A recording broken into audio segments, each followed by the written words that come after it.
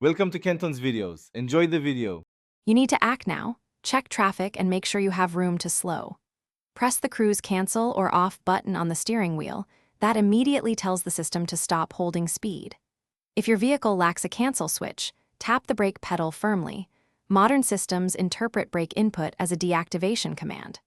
Once done, keep your foot on the brake briefly to prevent reactivation and be ready to manually control speed until you've fully assessed the situation. If your car uses adaptive cruise or lane keeping, you must confirm complete deactivation. Use the stalk or dash menu to switch the system off.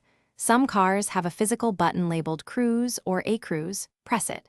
You can also override by pressing brake, then accelerator briefly to reset control logic. For manual transmissions, depress the clutch to break engagement. Make sure to switch to manual drive mode if available, so the car won't automatically re-engage at the previously set speed. Finish by confirming the cruise indicator light is off and the car responds to pedal input. Test gently on a straight, safe section of road. If the system stubbornly stays active, cycle the ignition to ACC or fully restart the vehicle. That often resets control modules. Make sure to read any dash error messages because they point to sensor or module faults. If problems persist, do not drive at highway speeds. Consult the owner manual and have a qualified technician inspect the cruise control hardware. Thanks for watching. Consider subscribing if we helped you.